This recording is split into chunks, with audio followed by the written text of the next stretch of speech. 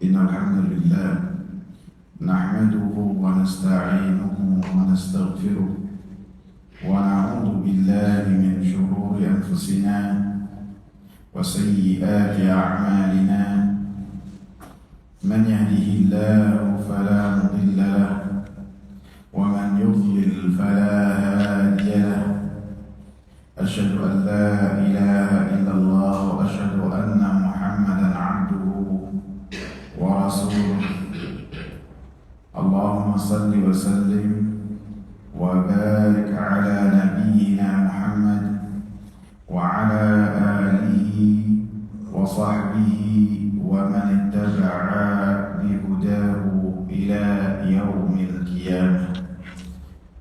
Hadirin jamaah sekalian yang saya hormati, kita lanjutkan pembahasan kita mengenai surat Al-Kahfi, masih di pertengahan dari ayat yang ke-19 dari surat Al-Kahfi.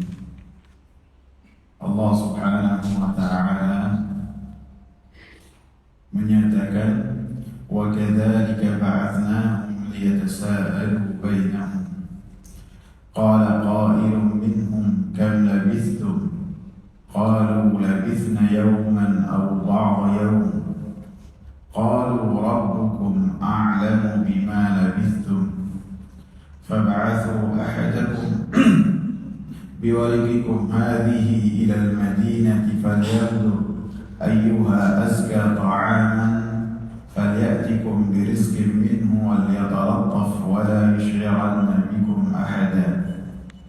Demikianlah kata Allah Subhanahu wa ta'ala, kami bangkitkan mereka supaya mereka saling bertanya di antara mereka. Di antara mereka ada yang mengatakan, berapa lama kita berdiam di gua ini? Maka mereka menjawab, labithna yawman aw ba'da yawm, kita sudah seharian atau setengah hari. Qalu rabbukum a'lamu bima labithtum, mereka mengatakan, Rabb kalian lah yang paling mengetahui berapa lama kalian berada di dalam gua. Qalu fab'athu ahadakum biwariqikum hadhihi ila al-madinati falyanzur ayyuha azka ta'aman falyatikum birizqin minhu walyatalattaf wa la yush'iranna bikum ahada. Maka utuslah salah seorang di antara kalian untuk membeli makanan dengan perak kalian. Falyanzur ayyuha, maka hendaknya orang tersebut yang diutus melihat manakah makanan yang paling bersih, paling enak. Falyatikum, dan hendaklah bawa dengan rezeki dari hal tersebut. Walyatalattaf, maka hendaknya berlaku lemah lembut. Wala yush'iranna, dan janganlah menarik perhatian salah seorang di antara mereka. Kita berhenti di fawaid, pelajaran. Walaupun sebagian pelajaran sudah kita bahas pada pertemuan sebelumnya. Di antaranya adalah dalam perkataan Allah Subhanahu wa ta'ala, wab'athu biwariqikum hadhihi, hendaknya kalian utus salah seorang di antara kalian dengan membawa perak, yang perak itu adalah mata uang yang mereka berjual beli dengannya. Seperti yang sudah kita bahas dalam ayat ini, dibolehkan untuk seseorang ketika melakukan jual beli dengan melakukan taukil, dengan mengutus seseorang untuk mewakili kita untuk melakukan jual beli, selama orang tersebut kita percaya. Dan ini pun pernah dilakukan oleh Nabi Sallallahu Alaihi Wasallam. Nabi Shallallahu Alaihi Wasallam pernah mengutus seorang sahabat yang bernama Urwah ibn Ja'ad al-Barqi. Rasulullah memberikan kepadanya 1 dinar untuk membeli seekor kambing.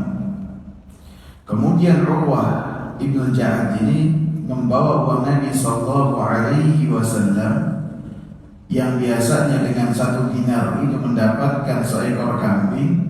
Dia tawar, dia usahakan cari yang bagus, kemudian dia tawar dapatnya 2 ekor kambing.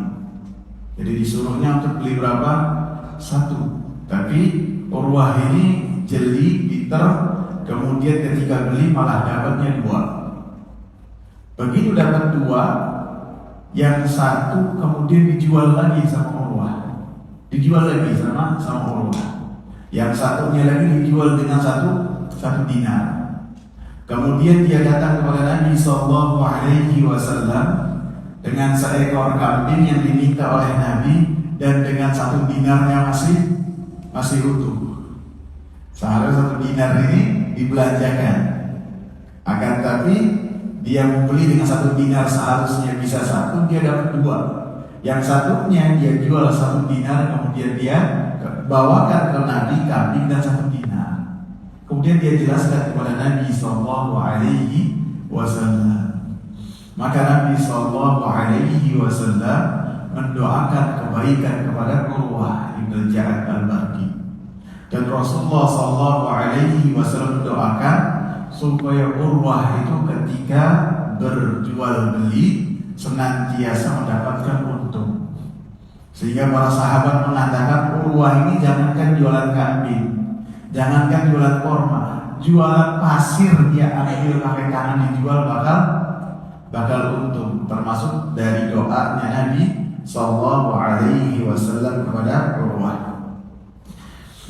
Kemudian di dalam ayat ini juga disebutkan tentang bahwasanya seseorang ketika membawa bekal dalam perjalanan, baik itu berupa makanan ataupun uang, maka tidak menafikan tawakal yang dia diperintahkan oleh Allah Subhanahu wa Ta'ala. Karena bertawakal ini kita berikhtiar, kemudian kita berdoa kepada Allah Subhanahu wa Ta'ala. Adapun hasilnya kita serahkan kepada Allah Subhanahu wa Ta'ala. Karena tawakal itu bukan tidak mau berusaha pasrah, tidak. Akan tetapi ketika seorang berusaha, kemudian dia menyerahkan hasilnya kepada Allah Subhanahu wa Ta'ala, maka itulah bertawakal kepada Allah Subhanahu wa Ta'ala yang Allah Subhanahu wa Ta'ala perintah. Karena manusia yang paling bertawakal adalah Nabi Muhammad sallallahu alaihi wasallam. Maka beliau menunjukkan kepada kita bagaimana beliau bertawakal kepada Allah. Ketika berperang, maka beliau adalah manusia yang paling bertawakal. Maka beliau menggunakan pengaman kepala. Beliau menggunakan baju besi menutupi dada beliau. Sehingga ketika berperang, apabila ada senjata, baik panah ataupun pedang menuju kepala Nabi dan dada Nabi, terlindungi dari hal tersebut. Jadi itu menunjukkan ikhtiarnya Nabi Sallallahu Alaihi Wasallam. Begitu juga ketika Nabi Sallallahu Alaihi Wasallam melakukan hijrah dari Mekah menuju kota Madinah, beliau bersama dengan Abu Bakar As-Siddiq radhiyallahu anhu. Maka beliau bertawakal kepada Allah dengan sebenar-benar tawakal. Pada saat itu orang-orang Quraisy melakukan sayembara. Siapa yang mendapatkan Muhammad dan Abu Bakar mati ataupun hidup, maka dengan 1 kepala mendapatkan 100 onta, 2 kepala mendapatkan 200 onta. Jadi orang-orang Arab memburu Nabi dan Abu Bakar As-Siddiq radhiyallahu anhu. Maka Rasulullah sallallahu alaihi wasallam begitu keluar kota Mekah tidak langsung menuju Madinah, tidak. Akan tetapi ke arah sebaliknya terlebih dahulu, ke Gua Thaur 3 malam. Kemudian setelahnya menuju arah Jeddah berlawanan. Kemudian Kemudian beliau pun menyewa penunjuk jalan yang sangat handal, yang dia bernama Abdullah bin Uraiqid. Sehingga Abdullah si penunjuk jalan ini membawa Nabi SAW ke jalan-jalan yang tidak biasa ditempuh oleh orang-orang ketika melakukan perjalanan menuju kota Madinah. Tidak biasa. Sehingga mengitari, memutar, kemudian setelahnya sampai ke kota Madinah. Menunjukkan apa? Ketika seorang bertawakal, ditunjukkan oleh manusia yang paling bertawakal harus berusaha. Pelajaran yang kedua dari ayat ini, perkataan yang diabadikan oleh Allah Subhanahu wa taala, ayyuha azka ta'aman, hendaknya memilih makanan yang paling azka. Paling azka ini disebutkan, seperti kita sebutkan, yang paling halal, yang paling enak, dan yang paling banyak, dengan harta yang mereka titipkan kepada orang yang mewakili mereka untuk membeli makanan tersebut. Sehingga dalam ayat ini menjelaskan bahwasanya dibolehkan untuk seseorang itu makan dengan makanan-makanan yang enak, makanan-makanan yang lezat sesuai dengan kemampuan dia. Bahkan bisa jadi ketika seorang makan dengan makanan yang enak, makanan yang lezat, yang sesuai dengan kemampuan finansial dia, kemampuan kesehatan dia, maka ketika makan makanan tersebut termasuk bentuk dia bersyukur kepada Allah Subhanahu wa taala dan tidak berlawanan dengan zuhud yang telah diperintahkan oleh Allah Subhanahu wa taala dan diperintahkan oleh Rasulullah sallallahu alaihi wasallam. Rasulullah katakan, wazhad fid dunya yuhibbukallah, zuhudlah kamu di dunia, niscaya Allah Subhanahu wa taala akan cinta kepada engkau. Zuhud di sini tidak berarti meninggalkan kelezatan dunia secara menyeluruh, tidak. Akan tetapi ketika seseorang mendapatkan karunia dari Allah, kemudian dia bisa makan dengan makanan yang enak, kemudian sesuai dengan kemampuan dia, maka itu dibolehkan dan dihalalkan. Bahkan bisa jadi termasuk bentuk dia bersyukur kepada Allah Subhanahu wa ta'ala ketika seseorang makan enak dan ketika seorang berpenampilan, penampilannya baik, tidak pakai baju jombang caping, akan tapi benar-benar perhatikan penampilannya. Rasulullah sallallahu alaihi wasallam atau Allah Subhanahu wa taala katakan dalam surat Al-A'raf, ya bani Adam khudhu zinatakum 'inda kulli masjidin wa kulu washrabu wa la tusrifu innahu la yuhibbul musrifin.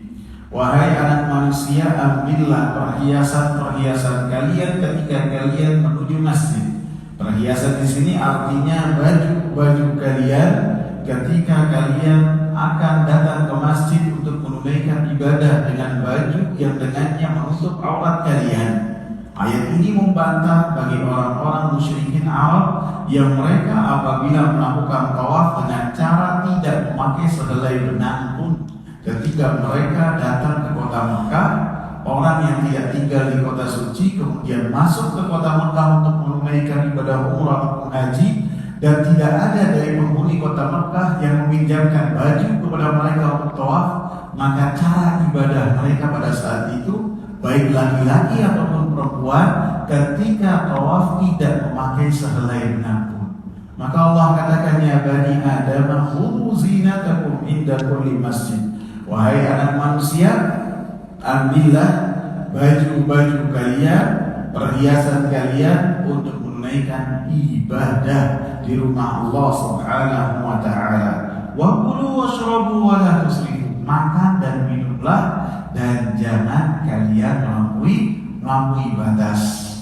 Ketika tidak melampaui batas, ketika makan dan minum, baik secara kadar yang dia makan ataupun harga yang dia keluarkan sesuai dengan kemampuan, maka itu dibolehkan.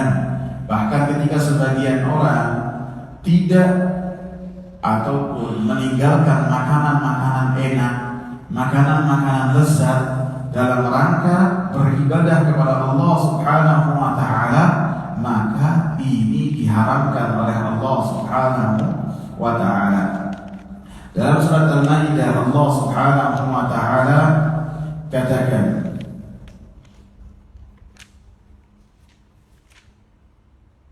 Ya ayyuhalladzina amanu la tuharrimu thayyibati ma ahallallahu lakum wa la ta'tadu innallaha la yuhibbul mu'tadin. Wahai orang-orang yang beriman, janganlah kalian mengharamkan apa-apa yang dihalalkan oleh Allah Subhanahu wa taala. Makanan-makanan yang baik, makanan-makanan yang enak yang dihalalkan oleh Allah Subhanahu wa taala, janganlah kalian mengharamkan apa yang dihalalkan oleh Allah. Wala ta'tadu, dan janganlah kalian melampaui batas. Innallaha la yuhibbul mu'tadin. Sesungguhnya Allah Subhanahu wa taala tidaklah mencintai orang-orang yang melampaui batas. Kulu mimma razaqakumullahu halalan thayyiban, dan makanlah dari apa yang Allah karuniakan kepada kalian, yang mana makanan tersebut adalah makanan yang halal, yang mana makanan tersebut adalah makanan yang baik. Wattaqullaha alladzi antum bihi mu'minun, dan bertakwalah kepada Allah Subhanahu wa taala yang kalian beriman kepada Allah Subhanahu wa taala.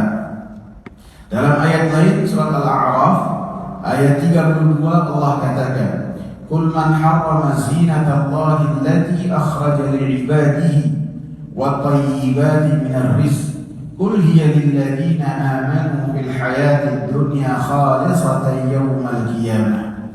Katakanlah, siapa yang mengharamkan apa yang Allah Subhanahu wa taala keluarkan dari hamba-hambanya, dari perhiasan, dari makanan, dan dari karunia-karunia yang baik, yang enak, yang lezat dari makanan. Qul hiya lilladzina amanu fil hayatid dunya khalisatan yaumal qiyamah. Katakanlah, kata Allah Subhanahu wa taala, itu semua untuk orang-orang yang beriman di dunia. Allah halalkan untuk orang-orang yang beriman di dunia, dan orang-orang kafir pun mereka bisa menikmati hal tersebut di dunia. Khalisatan yaumal qiyamah. Adapun di surga kelak, semua yang lezat, semua yang enak, Allah Subhanahu wa taala hanya peruntukkan untuk orang-orang yang beriman lagi bertakwa. Jadi sesuatu yang sifatnya kemewahan atau sesuatu yang lezat bukan berarti ketika seorang zuhud bertakwa kepada Allah meninggalkan semua, tidak. Akan tetapi ketika seorang menikmati itu semua sesuai dengan kemampuan dan dalam rangka bersyukur kepada Allah Subhanahu wa taala, maka bisa jadi itu termasuk bentuk seseorang bertakwa dan zuhud di dunia. Sehingga dikatakan oleh Imam Muhammad bin Shalih Al-Utsaimin rahimahullah ketika beliau membahas perkataan Nabi, wazhad fid dunya yuhibbukallah, zuhudlah engkau di dunia, niscaya Allah cinta kepadamu. Zuhud di dunia bukan berarti seseorang memakai baju yang kasar, baju yang jelek, baju yang tidak layak, lusuh, compang-camping, yang tidak layak untuk dilihat. Kemudian ketika ditanya dia zuhud, enggan terhadap dunia, tidak, kata beliau. Bisa jadi ketika seorang menaiki kendaraan mewah, memakai baju yang lembut untuk tubuhnya dan mahal harganya, bisa jadi ketika seorang melakukan itu semua termasuk zuhudnya dia kepada dunia dan bertakwanya dia kepada Allah Subhanahu wa taala. Sehingga disebutkan seorang ulama besar yang bernama Al-Imam Ibn Hajar Al-Asqalani rahimahullah, pengarang kitab apa? Yang fenomenal karangan beliau itu tentu Fathul Bari. Fathul Bari ini kitab untuk syarah penjelasan terhadap Sahih Bukhari. Beliau tulis selama berapa tahun? Kitabnya 25 tahun. 25 tahun beliau tulis. Dan ketika beliau selesai menulisnya, beliau mengadakan walimah yang sangat besar dan menunjukkan hasil karya tulisnya kepada para ulama, dan para ulama pun memuji apa yang telah beliau tulis. Luar biasa. Beliau hakim besar di negeri Mesir, dan Allah Subhanahu wa ta'ala berikan kepada Al-Imam Ibn Hajar yang bernama Ahmad Ibn Ali Al-Asqalani ini keluasan dunia. Maka termasuk yang beliau lakukan adalah kemewahan yang beliau dapat, fasilitas yang beliau miliki. Beliau memakai minyak wangi dengan minyak wangi yang sangat luar biasa wanginya, sehingga ketika beliau meninggalkan majelisnya, beliau sudah berlalu pergi, minyak wanginya masih ada wanginya. Luar biasa. Pakaiannya pun pakaian yang enak dipandang, bahkan kendaraannya pun kendaraan yang wah pada zamannya. Sehingga ada seorang Yahudi, yang Yahudi ini kehidupannya sangat susah pada saat itu. Dia melihat kemewahan yang dimiliki oleh Imam Ibn Hajar Al-Asqalani rahimahullah, maka dia berkata kepada seorang imam yang besar ini dengan mengatakan, wahai syekh, wahai imam, engkau ini adalah seorang yang alim. Jadi orang Yahudi itu tahu mana orang alim, mana bukan. Bahkan dia mengatakan, wahai qadhi, wahai hakim, saya mendengar Nabi-Mu berkata. Ini orang Yahudi tahu hadis-hadis Nabi. Dia berkata, saya mendengar Nabi-Mu berkata bahwasanya dunia itu penjaranya orang beriman dan surganya orang kafir. Maka saya ini orang kafir, sedangkan saya susah dalam keadaan demikian. Dan Nabi engkau mengatakan bahwasanya dunia ini surga bagi orang kafir. Engkau dengan kekayaan yang kau miliki dan kemewahan yang kau rasakan, pakaian yang sangat bagus, kendaraan yang luar biasa, minyak wangi yang wah, Nabi-Mu mengatakan engkau ini berada di neraka. Kebalik kita, wahai qadhi, wahai hakim. Mungkin kalau kita yang dikasih syubhat dengan syubhat demikian, kerancun demikian, kelabakan kita gak mampu menjawab. Tapi orang ini, si Yahudi ini salah lawan. Dia ketemunya sama siapa? Al-Imam Ibn Hajar Al-Asqalani, hafidh yang besar, yang luar biasa. Maka Al-Imam mengatakan, saya sekarang berada di penjara dunia, karena apabila Allah Subhanahu wa ta'ala memasukkan saya ke surga, kemewahan dan kenikmatan di surga itu apabila dibandingkan dengan kenikmatan yang saya rasakan sekarang, maka saya sekarang berada di penjara. Adapun engkau, wahai Yahudi, sekarang dengan kesusahan yang kau rasakan, maka apabila Allah Subhanahu wa ta'ala masukkan engkau ke dalam api neraka, maka dibandingkan dengan azab yang akan menanti engkau di api neraka, sekarang engkau berada di surga. Bisa dipahami jawabannya? Maka kata Yahudi ini mengatakan, asyhadu an la ilaha illallah wa asyhadu anna Muhammadan Rasulullah. Tidak mampu menjawab pernyataan dari Al-Imam Ibn Hajar Al-Asqalani kecuali dengan mengucapkan kalimat la ilaha illallah yang menunjukkan dia masuk Islam. Sehingga ketika sebagian orang meninggalkan apa-apa yang dihalalkan oleh Allah dalam rangka beribadah kepada Allah Subhanahu wa ta'ala, maka ini tidak boleh. Kalau seseorang tidak doyan makan daging misalnya, maka dia bersilakan, tidak mengapa. Seseorang sebagian tidak suka makan daging kambing, seseorang tidak suka makan daging sapi, seseorang terkadang alergi ketika makan ikan, maka meninggalkan ikan dan makanan daging-daging ini karena dia tidak suka atau mungkin ada sesuatu yang menghalangi dia, maka silakan, tidak mengapa. Akan tetapi ketika dia meyakini bahwasanya apa yang dihalalkan oleh Allah Subhanahu wa ta'ala, ia tinggalkan dalam rangka beribadah kepada Allah Subhanahu wa ta'ala,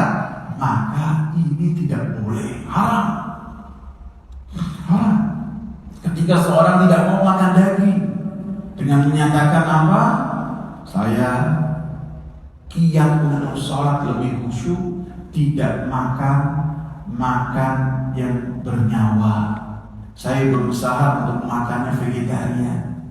Maka ini tidak boleh. Dan ini keyakinan dari orang-orang yang mereka sangat berlebihan terhadap hal ini, yang mana mereka itu menyerupai rahib-rahib yang beribadah di tempat-tempat ibadah, yang meninggalkan apa yang dihalalkan oleh Allah Subhanahu wa Ta'ala. Seseorang tidak suka boleh, akan tapi dengan keyakinan itu adalah cara beribadah kepada Allah Subhanahu wa Ta'ala, maka ini adalah hal yang dilarang. Bahkan makanan yang paling disuka dan dicintai oleh Nabi apa? Daging kambing. Daging kambing adalah makanan yang paling dicintai dan disukai oleh Nabi Sallallahu Alaihi Wasallam. Bahkan Nabi Sallallahu Alaihi Wasallam apabila makan daging itu yang diambil satu paha untuk Nabi Sallallahu Alaihi Wasallam sendiri. Satu paha. Nabi paling suka apabila makan daging, beliau mengambilnya paha sendiri yang dimakan oleh Nabi Sallallahu Alaihi Wasallam. Sehingga dalam perang Khaybar, ketika orang-orang Yahudi menjamu Nabi Sallallahu Alaihi Wasallam, perempuan Yahudi yang memasaknya memberikan racun di makanan tersebut. Dan bagian yang paling banyak diberikan racun adalah paha, yang mana paha itu bakal dipegang dan diambil oleh Nabi Sallallahu Alaihi Wasallam. Kemudian dalam ayat ini juga Allah Subhanahu wa Ta'ala katakan, "Falyatikum birizqin minhu wal yatalattaf wa la yush'iranna bikum ahada." Maka hendaklah perwakilan tersebut membawakan makanan dan rezeki dari apa yang dia dapat, wal yatalattaf, maka hendaknya dia berlemah lembut, wala yush'iranna bikum ahada, dan jangan sampai menarik perhatian. Dalam ayat ini disebutkan wal yatalattaf, hendaknya berlemah lembut. Para ulama mengatakan bahwasanya ayat wal yatalattaf ini adalah kata ataupun lafaz yang lafaznya itu berada di pertengahan Al-Quranul Karim. Jadi Al-Quranul Karim 30 juz, 114 surat, 6.000 sekian ayat. Kalimat pertengahan dari semua surat ini adalah wal yatalattaf, hendaklah berlemah lembut. Dan semua tentu letak ayat, letak surat, semua dari Allah Subhanahu wa Ta'ala. Jadi ayat itu apabila turun kepada Nabi Sallallahu Alaihi Wasallam, maka malaikat Jibril berkata kepada Nabi Sallallahu Alaihi Wasallam, "Wahai Nabi Muhammad, letakkan ayat ini di tempat ini." Jadi langsung diatur oleh malaikat Jibril. Maka Nabi Sallallahu Alaihi Wasallam langsung mengabarkan kepada penulis wahyu, letakkan ayat ini setelah ini, letakkan ayat ini di tempat ini, di surat ini. Adapun susunan surat dalam Al-Quran, maka yang menyusunnya adalah para sahabat ridwanullahi alaihim di zamannya Utsman radhiyallahu anhu. Maka termasuk perintah dari Nabi Sallallahu Alaihi Wasallam tidak berpegang teguh dengan sunnah yang dibawa oleh Khulafaur Rasyidin, dan Utsman termasuk dari Khulafaur Rasyidin. Bahkan tidak berlebihan apabila kita mengatakan bahwasanya penyusunan surat-surat yang disepakati oleh para sahabat termasuk penjagaan yang Allah Subhanahu wa Ta'ala berikan terhadap Al-Quranul Karim. Sehingga ketika kita mengatakan satu ayat ini ataupun satu kosakata ini adalah pertengahan dalam Al-Quran, maka di dalamnya ada hikmah yang luar biasa. Apabila dalam setiap keadaan, dalam setiap kondisi apabila kita masih bisa untuk berbuat lemah lembut, maka kita dianjurkan untuk berlaku lemah lembut. Selama hal ini bisa dilakukan. Apabila ketika Nabi Sallallahu Alaihi Wasallam mendapatkan celaan dari Yahudi yang melewati Nabi dengan mengucapkan salam kepada Nabi, Assalamualaikum. Jadi termasuk sifatnya orang Yahudi itu, mereka suka membolak-balikkan kosakata. Di antaranya adalah ketika mereka mengucapkan salam kepada Nabi, salam seharusnya mengucapkannya gimana? Assalamualaikum, kedamaian untuk engkau, keselamatan untuk engkau. Semoga Allah menjaga. Ini makna dari salam dimanapun engkau berada. Tapi orang Yahudi, lamnya diambil seakan-akan mengucapkan kepada Nabi keselamatan untuk engkau, akan tetapi maknanya berbeda. Assalamualaikum, pakai kesan. Assalamualaikum, apa artinya? Mati ente, mampus. Beda nggak maknanya? Beda. Nabi mendengar hal tersebut, Nabi cuma menjawab apa? Wa iyyakum, atas kalian juga. Cukup dibalas dengan itu saja, tidak lebih. Aisyah radhiyallahu anha langsung marah ketika mendengarnya, dengan mengatakan wa alaikum wa ghadabullah wa sakhatullah wa sakhatullah wa la'natullahi alaikum. Terus kata-kata yang menunjukkan kemurkaan Aisyah ketika Rasulullah sallallahu alaihi wasallam diberikan celaan dan doa kejelekan oleh orang-orang Yahudi. Aisyah marah. Maka Nabi sallallahu alaihi wasallam mengatakan, ya Aisyah, alaiki birifq. Wahai Aisyah, hendaklah engkau berlaku dengan lemah lembut. Lemah lembut itu tidaklah ada di setiap perkara kecuali zanah, kecuali akan menghiasi perkara tersebut, akan menjadi indah. Orang ketika menasihati, memberikan peringatan atau memberikan teguran kepada orang lain, walaupun yang disampaikan benar, apabila caranya salah, seorang tidak akan menerima.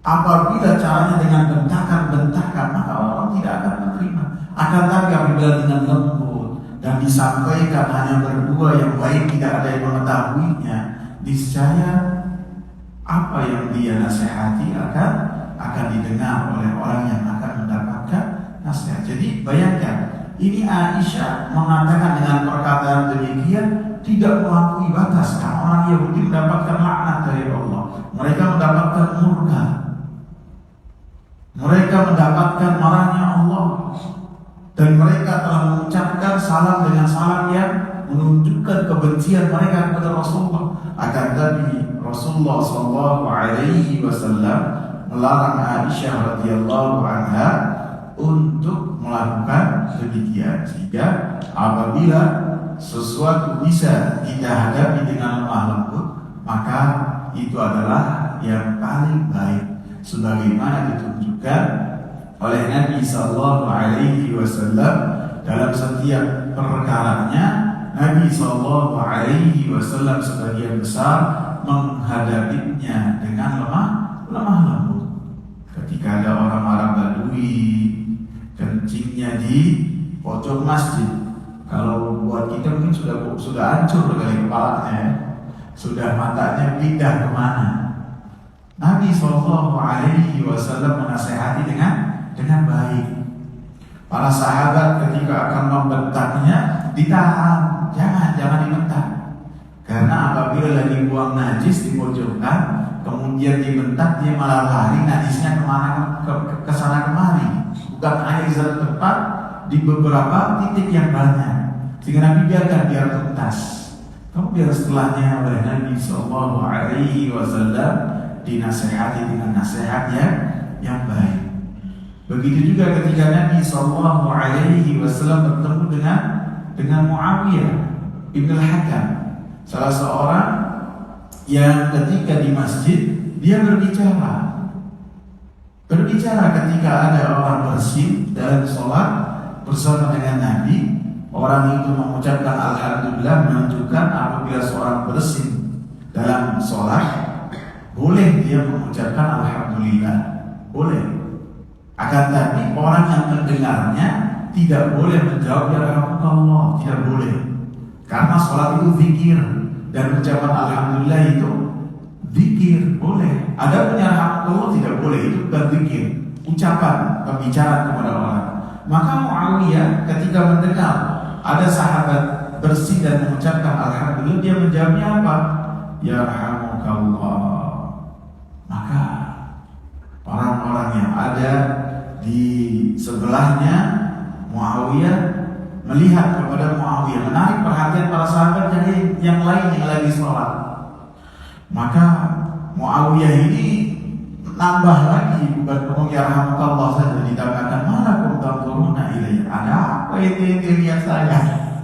Jadi gak cukup pada ya rahmatullah. Para sahabat menepuk paha mereka supaya Muawiyah diam, agar Nabi malah berbicara lagi. Selesai sholat, Nabi SAW mendatangi Muawiyah. Karena termasuk mukjizatnya Nabi SAW, ketika sholat beliau mengetahui apa yang terjadi di belakang secara langsung, seperti seakan-akan Nabi SAW melihat kejadiannya di depan mata Nabi. Seperti ada orang datang telat, kemudian ketika datang sholat takbirnya sambil jalan, Allahu Akbar, kemudian dia ruku, padahal masih 4 shaf di belakang shaf yang paling terakhir. Kemudian dia jalan, ruku sambil jalan, kemudian sampai masuk ke shaf supaya dapat rakaat tadi. Nabi SAW melihat dari tengkuknya, dan ini mukjizat yang dimiliki oleh Nabi SAW. Bisa jadi ada perkara-perkara yang tidak menarik perhatian, akan tapi Nabi mengetahui. Ini mukjizat yang khusus dimiliki oleh Nabi SAW. Sehingga Nabi SAW mendatangi Muawiyah, menasihati Muawiyah dengan nasihat yang baik. Tidak ada bentakan, tidak ada makian, tidak ada dengan mengatakan kamu bodoh, kamu jahil, tidak. Akan tapi diajarkan inna hadhihi shalat la yasluhu fiha syai'un kalamin nas. Ini salat adalah munajat, dialog antara seorang hamba dengan Allah. Tidak layak di dalamnya ada perkataan manusia. Diajari dengan ajarannya yang baik. Maka Muawiyah mengatakan, saya tidak mendapati ada orang yang mengajarkan orang lain dengan sangat lembut kecuali Nabi Muhammad SAW. Walaupun dalam perkara-perkara yang lain, Nabi SAW terkadang ketika memberikan nasihat, maka terkadang nasihatnya dengan nasihat yang keras, diiringi dengan bentakan-bentakan. Karena Nabi SAW melihat bagaimana keimanan dari orang yang melakukan kemaksiatannya. Terkadang ada bentakan-bentakan, bahkan pukulan-pukulan yang menjadikan seseorang itu senantiasa ingat dengan nasihat yang diberikan oleh orang yang memberikan nasihat. Tidak hanya berlemah lembut saja, tergantung kondisi, tergantung keadaan. Sebagaimana ketika Nabi SAW, 2 kasus pertama Nabi berhadapan dengan 2 orang yang bisa jadi sangat jarang bertemu dengan Nabi, sehingga hukum-hukum yang sangat dasar mereka tidak mengetahuinya. Tidak boleh buang hajat di masjid, mereka tidak tahu. Ini orang Arabi, orang Arab yang jauh dari kota Madinah, jarang bertemu Nabi. Muawiyah bin Hakam jarang bertemu Nabi, sehingga tidak boleh berbicara di sholat, dia tidak tahu. Adapun sahabat-sahabat yang biasa dekat dengan Nabi, dan Nabi SAW tidak meragukan keimanan mereka, dan apabila dibentak oleh Nabi bukan menjauh malah makin mendekat, maka Nabi SAW terkadang memberikan bentakan-bentakan yang sangat keras, yang dengannya mereka akan senantiasa ingat dengan nasihat dari Nabi SAW. wasallam.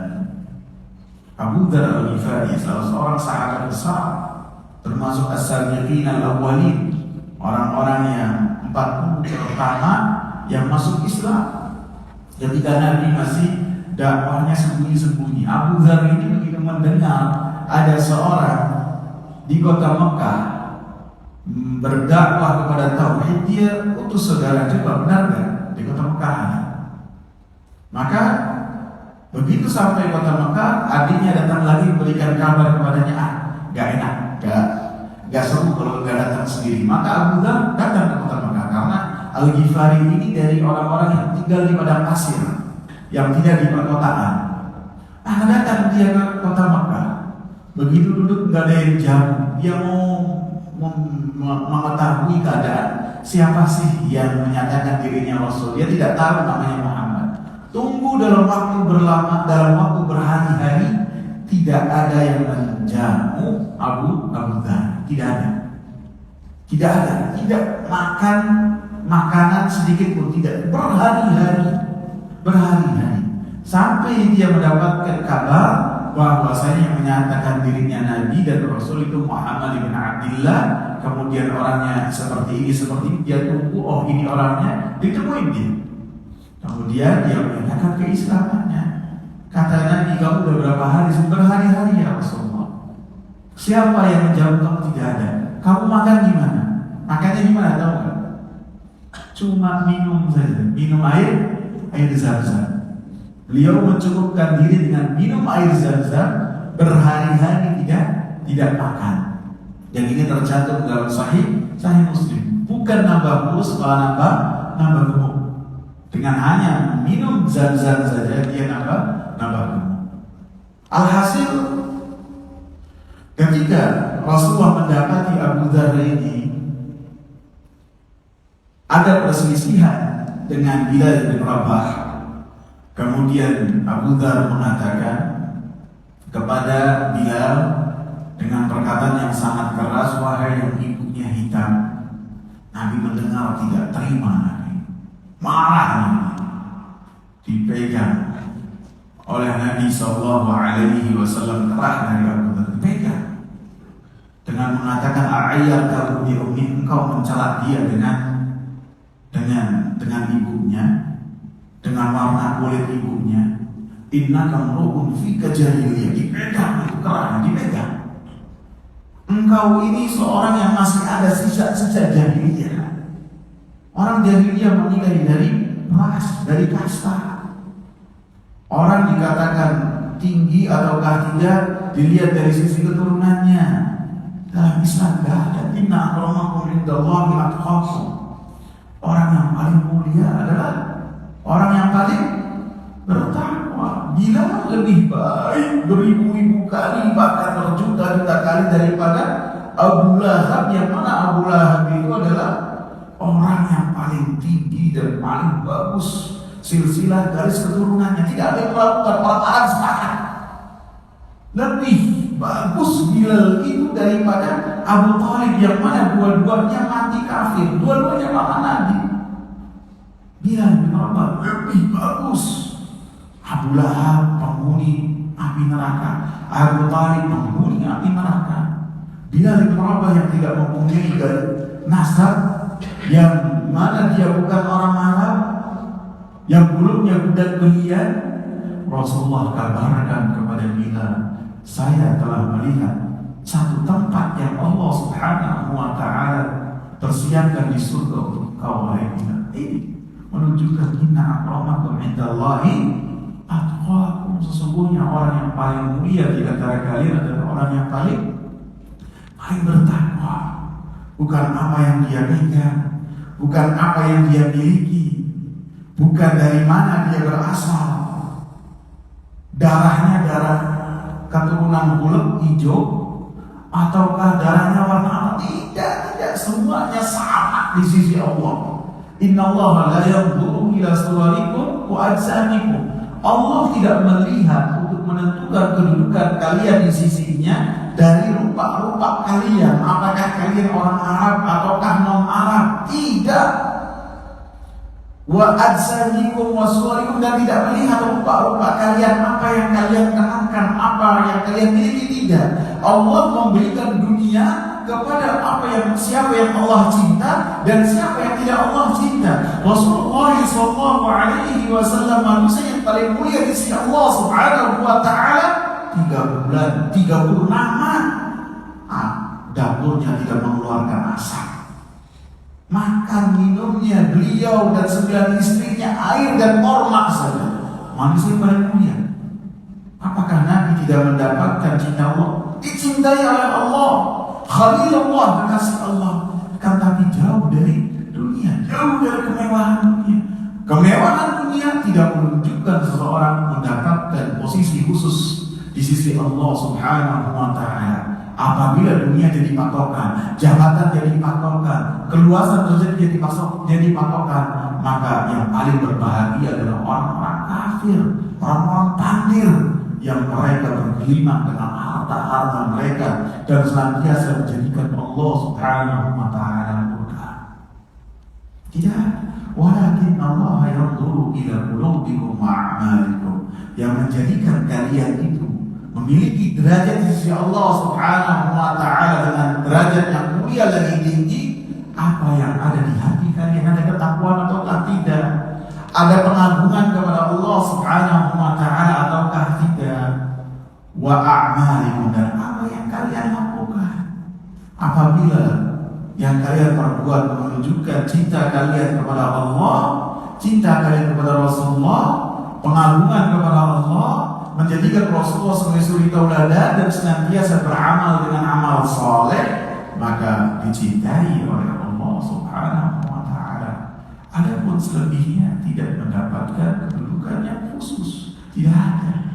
Bisa jadi orang pedalaman Afrika, orang pedalaman mana lebih dicintai oleh Allah daripada kita yang berada di sini. Siapa yang menjamin? Hanya Allah Subhanahu wa taala yang tahu.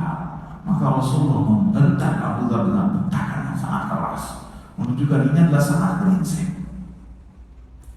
Ketika Usamah bin Zaid radhiyallahu anhu, Usamah ini anak dari Zaid bin Harithah. Zaid bin Harithah ini adalah salah seorang sahabat yang ketiga masuk Islam. Kalau nggak ketiga, keempat. Yang pertama Khadijah, yang kedua Waraqah, yang ketiga Abu Bakar, yang keempat Ali, yang kelima Zaid radhiyallahu anhu. Ini Zaid ibn Harithah. Zaid ibn Harithah sebelum Nabi SAW diangkat menjadi Nabi, dia ini dianggap anak oleh Nabi SAW. Sehingga Zaid ini dijuluki dengan Hibbun Nabi, orang yang dicintai oleh Nabi. Nabi sangat sayang sama Zaid.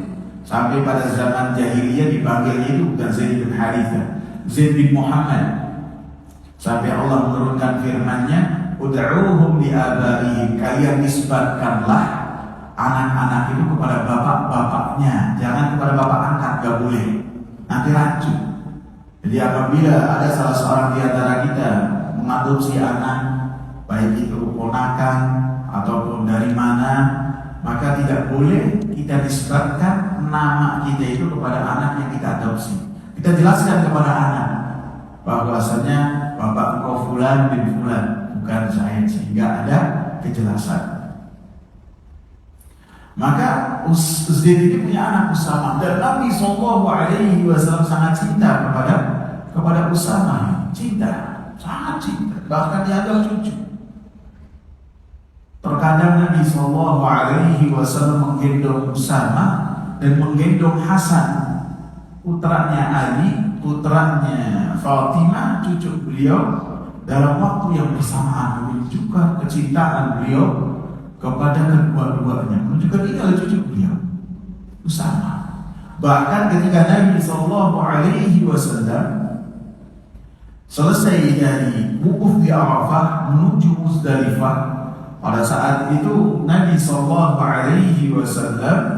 melaksanakan haji wada bersama dengan 100.000 sahabat. Dan apa yang dilakukan oleh Nabi SAW pasti jadi perhatian buat 100.000 ini.